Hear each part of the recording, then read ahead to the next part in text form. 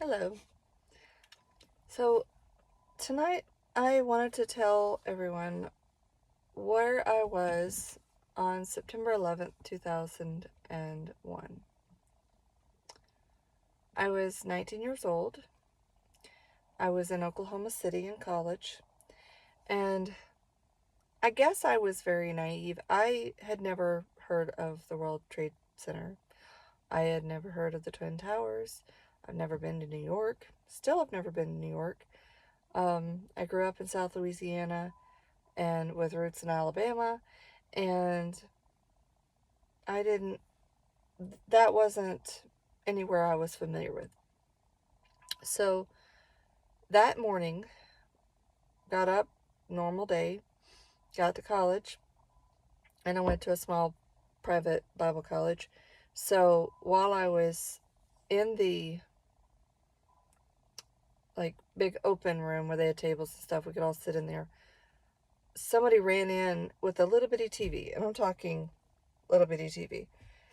And there was a lot of commotion around it, and they went and plugged it in and turned it on, and that was very out of the ordinary. So I went over to see what was going on, of course, because everybody got up and ran over there, and they're talking about the plane hit the first tower and all this stuff in New York. Well, it didn't mean anything to me. I didn't understand.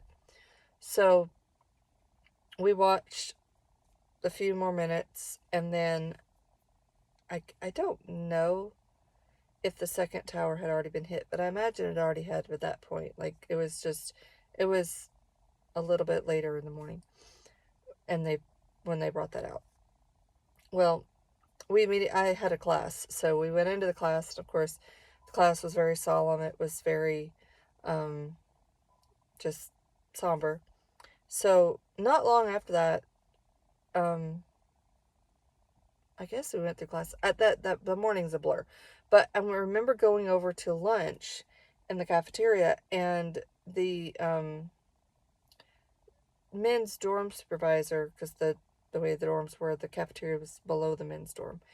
Um, he had an apartment down that hallway, and he brought out this gigantic TV. And I mean, I don't think I'd ever seen a TV that big in my life, but apparently he watched football, and he had a huge, huge TV.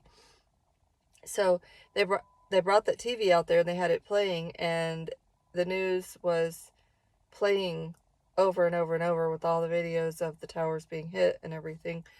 And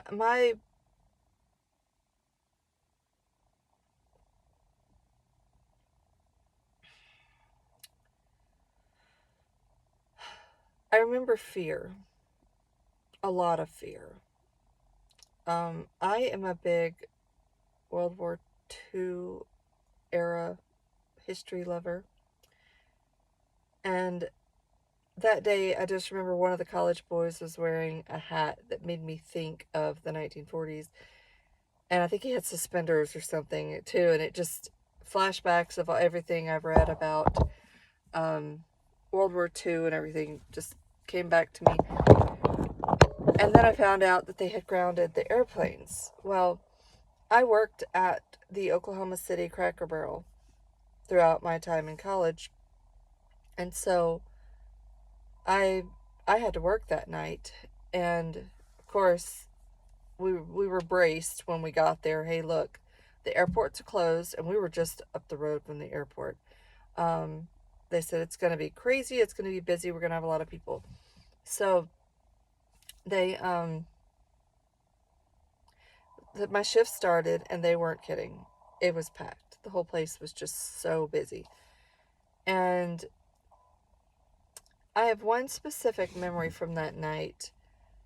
There was a couple that had come in. They were flying. They lived somewhere in the northern states. I'm not exactly sure where they lived. I don't remember right now. Pennsylvania or somewhere. And their flight was grounded, and they didn't know what else to do. So they were sitting there at Cracker Barrel. They had ordered supper, and I was talking to them, and I had no way of helping them, but at some point before they got there, the lady had cut her finger on her husband's razor, which was in his little bag. She was reaching in to get something and she cut her finger. And she had it wrapped in a napkin. And she asked me to get her a Band-Aid. So I did. And Cracker Barrel had these bright blue Band-Aids. So I brought her one and I helped her put it on. I think I got some Neosporin or something for her. I love to help people. And we talked the rest of that evening, and I ended up giving them my address, and I said, look, when you get home, whenever that is, please let me know. Please write me and let me know. And at that point, I still wrote a lot of letters, and people wrote letters more back then, which I would love to start writing letters again. It's just postage is so expensive. Texting is a lot cheaper. Anyway, or emailing. She wrote me a letter, and I wrote her back, and we corresponded for a few months, and then I lost touch with her. But that was it was a scary time, but everybody came together. And that night, I remember that shift just being somber, but everybody came together as one. We worked together, and there was unity within the people that were there. In the following months, I think that day and the next day, I bought every newspaper article, books that came out. I bought a lot of things and I saved them. Not too long ago, I looked for them and I could not find them, and I was devastated because I know I kept the newspapers and things like that. So anyway, I'm hoping someday to find them in the attic somewhere hidden or somewhere, because I know I had a good bit of articles from that day, from that time period, that I got the newspaper every day when I was in college, and I read it every day. But anyway, yeah, I've been thinking about it a lot today, and I just thought I'd share my story. Hope you have a great night.